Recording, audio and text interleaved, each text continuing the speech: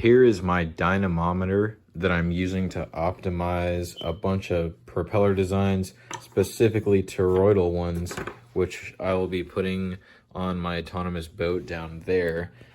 It consists of a brushless motor, same one used on my boat, a ESC to drive it, Teensy microcontroller to record all the data and compute and output everything that it needs, op amp to adjust the analog signals from this force gauge, which has an analog load cell inside that I'm using, a button on the side which starts a run. It'll do the forward and slowly reduce the throttle back run autonomously each time I click that button.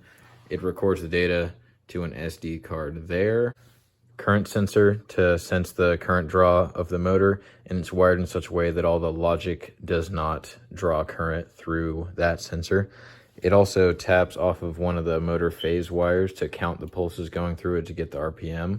And the motor is mechanically linked to the force gauge with this linear bearing, some fishing line, a torque arm on a sealed bearing, and some more fishing line up to the force gauge. That is done so that I could submerge everything from about here down underwater in my bathtub to test propellers that are around 6 to 7 inches in diameter. This is my CAD model of the setup. It's mainly made out of these 2020 aluminum extrusions. That's the shape of the maximum propeller diameter that I intended it for, force gauge, some 3D printed mounts.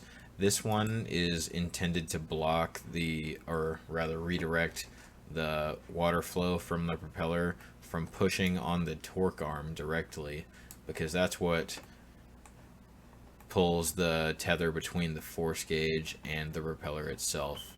The microcontroller is a Teensy 4.1, which is a little overkill, but I had it laying around and it has a convenient built-in micro SD card reader. This is a IMADA 219 module for measuring the current supplied to the ESC. Voltage regulator under there to power the logic off of the 12 volt. That's just an analog input which goes to a voltage divider so that the 12 volt signals can have a reference voltage readable by the microcontroller. And this is another analog input to get the signal from the meter. And this is going to be some digital input output for the button and a PWM out for the ESC signal. It is a little ugly, but it's functional. The range of this force gauge is nominally around 100 pounds or so. And so that means when I'm only pulling on it with a few pounds, the analog voltage output's really only changing by a few tenths of a volt. And so when I'm reading that as an analog read on my microcontroller, it doesn't give me very much resolution in the low range. So in order to increase that, for one thing, I've got a mechanical arm that gives me a 5-to-1 torque advantage. So a 1 pound pull from the motor is a 5 pound pull on the force gauge. Also, I've essentially got an electronic torque arm, and this is actually an inverting op amp with a gain of 5, or I guess -5 because it's inverting. But what that does, so since this outputs a low negative voltage when it's in tension, this basically multiplies that voltage by -5, so then it becomes a positive voltage, which I can read between 0 to 3v3 on my microcontroller with better resolution. Correction, it's actually a gain of 50. I was off by a factor of 10 because this is kilo ohms and this is ohms. But here's how I have the op amp wired, and these are the resistor values that I'm using. With my multimeter wired directly to the analog voltage output from the force gauge, I get between around -0.028 up to around -0.05, 0.06 or so.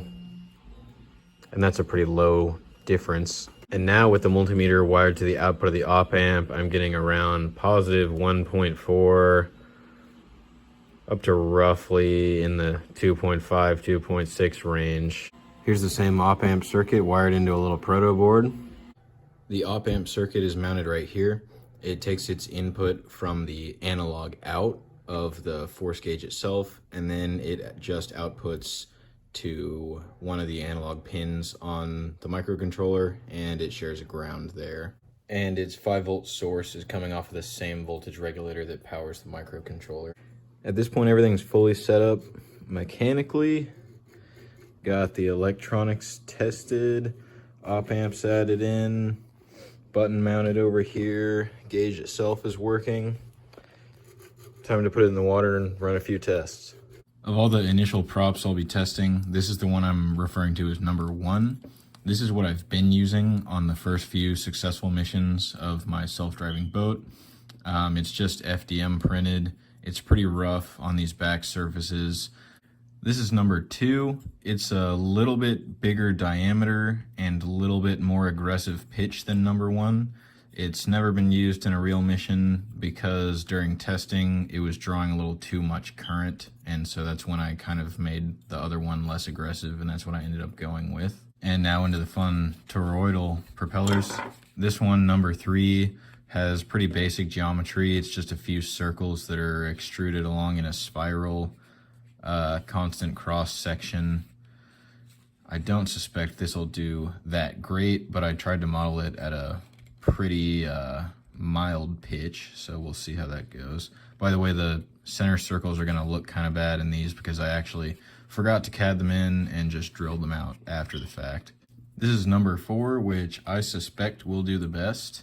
It has a fairly smooth surface finish, a few imperfections where the supports were connecting to it during the print. I'll go back and sand that a little bit, but it's a 2-fin toroidal propeller, and I think I did a pretty decent job with the geometry of this.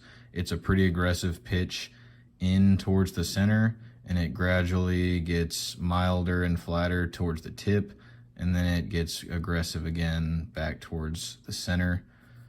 This is number 5, almost the same cross-section geometry of the actual fins, but obviously there's 3 of them on this one, and the outer diameter is just a little bit smaller because I couldn't fit it on my print bed. And lastly, this crazy one is number 6. I actually made this before parts 4 and 5, so I don't think the pitch changing as it goes out is done as ideally, but it's got 8 blades, and they're a little bit smaller blades in length than the other ones, so I'm interested to see what happens with this. I don't really have high hopes for it.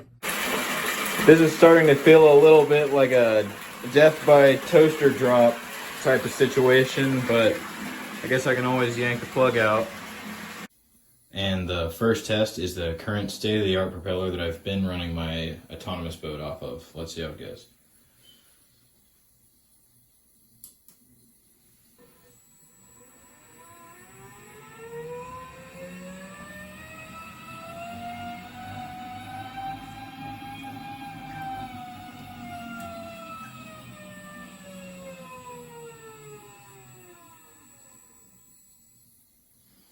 That looked great. It really stretched the fishing line, and it was pulling hard on it. Looked like it was making a good, great run, except I forgot to turn on the force gauge, so got no data from it.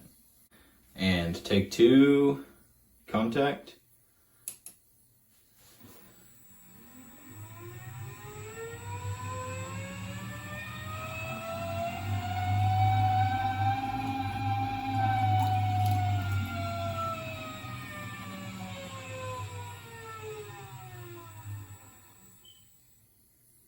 These are the graphs of the data I'm collecting for each of the propellers. I did at least 3 runs on each one. So these 3 runs are from propeller 1. The main things I'm measuring are the force in pounds force as a function of the throttle, the current in milliamps as a function of the throttle, and the force in pounds force as a function of the current in milliamps. The throttle ranges from 0 to 180. 180 being 100%, 0 being 0%, and the program actually cuts off the test if the current exceeds a certain value, so that's why all of these don't go all the way up to 180, but the throttle is essentially just time because it's increasing linearly over time. This is test number 2 with the larger, more aggressive propeller that I already know draws too much current, and I should note that the code is currently set up to detect if the current is getting too high. That cutoff right now is 3.5 amps on the ESC. If it reaches that point, instead of continuing to increase the throttle, it'll just call that the local maximum, and it'll just start decreasing the throttle back to 0 from there.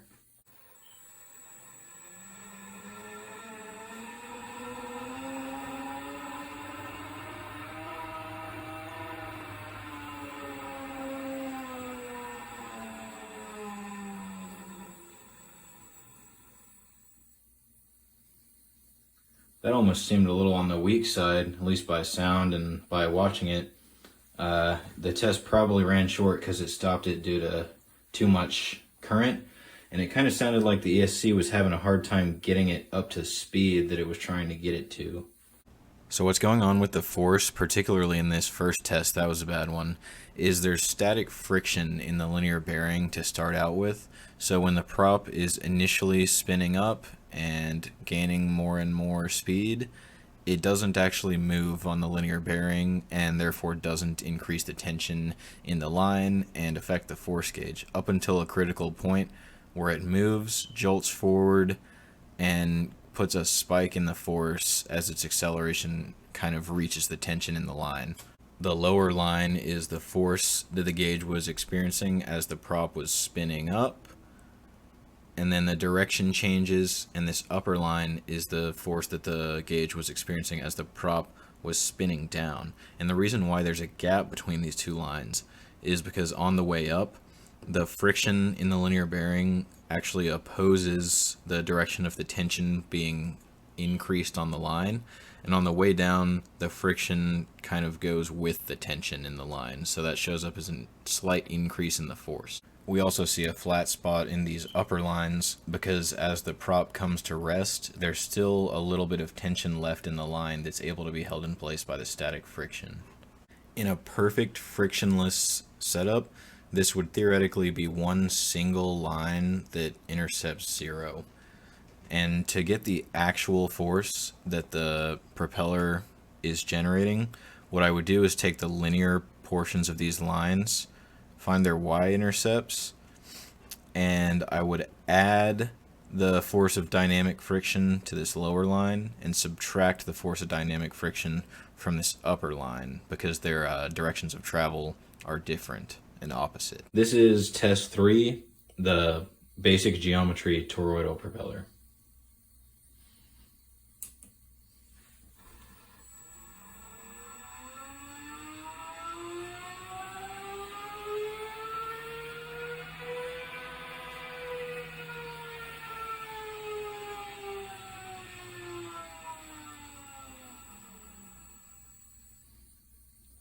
That thing looks really awesome spinning in the water, but I once again forgot to turn on the force gauge.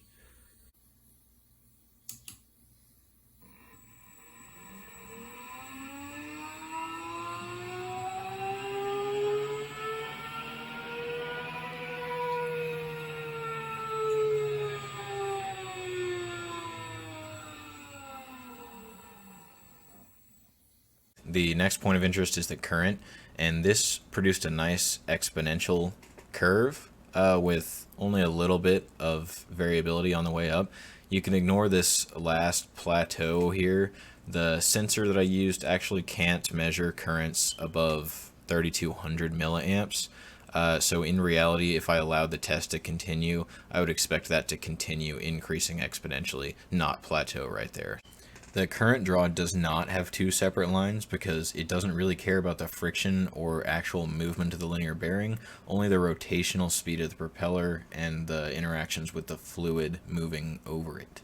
In theory, the current draw would be a little bit higher during acceleration and a little bit lower during deceleration, but the props in this experiment were accelerating at a slow enough rate that I don't think that has a significant effect. Now for test 4, my hypothesized winner, the 2-fin idealized geometry toroidal prop.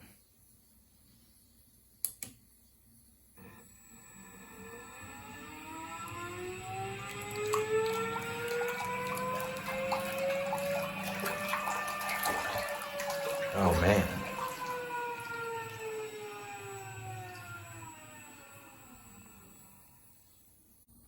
that one managed to slightly move the test stand forward on its weights. I'm gonna try to position these a little better. Take two.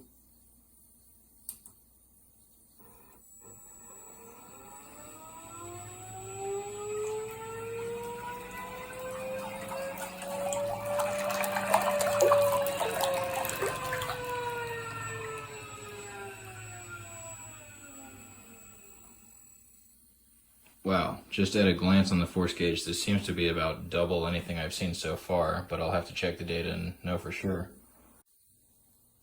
I did one more run that was sadly off camera, but this time the propeller actually broke the string that was tied to the torque arm, so I guess that's the end of my testing for now. But good thing I had this little zip tie as a stopper on there, or it would have just flown right off the track. It didn't actually break, just this fishing line came loose from the hole it was tied to. So since the force was increasing linearly with throttle, while the current was increasing exponentially with throttle, that results in the force as a function of the current being a slightly logarithmic ratio. So if I greatly increase the current, it wouldn't increase the force by a ton. What I'm really interested in comparing between the propellers is these top three graphs here. This is the force as a function of the current draw. And the reason this is of the most interest to me is because my goal is to optimize the power efficiency of the propeller, specifically the thrust to current draw ratio, more specifically in the range of about 2,000 milliamps, because that's essentially my power budget for the application, the boat that I'm going to be putting them in. For the sake of comparison between the different propellers, I'm going to be approximating these force current charts with a trend line. I repaired the line and we're back in action with propeller 5. This is the 3-fin toroidal.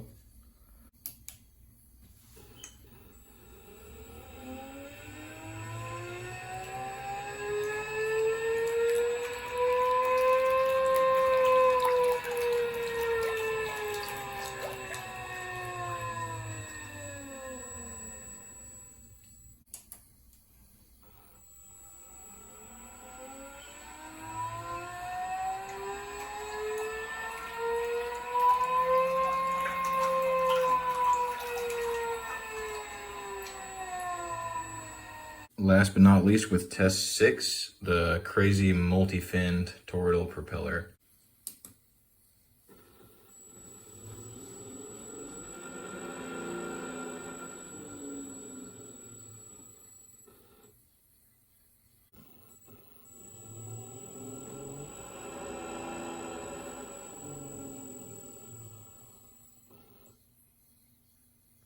Here are the overall results of the thrust versus the current draw.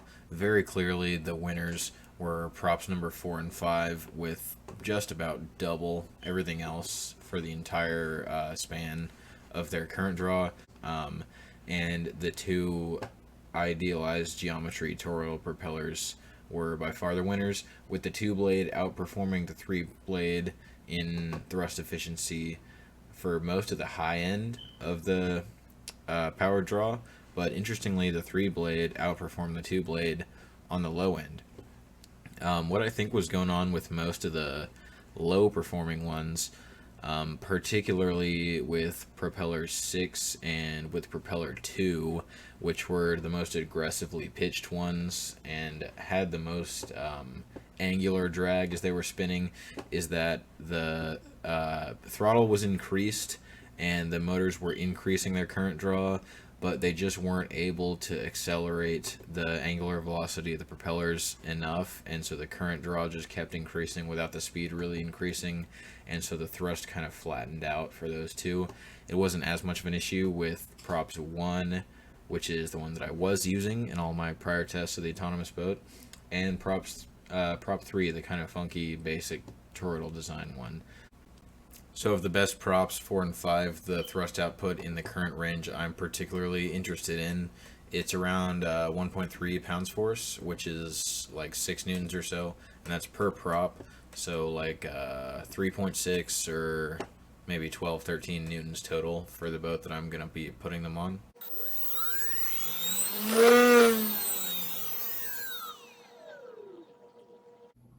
A few improvements and future plans with this thing. One, I'd like to upgrade this linear bearing, this linear rail.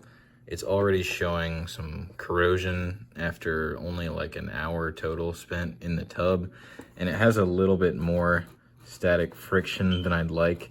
In some of the videos you can see the prop kind of spin up and stay still for a second and then jump forward when it overcomes that static friction.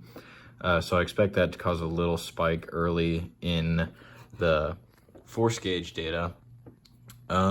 Also, I'd kind of like to upgrade it to handle higher currents.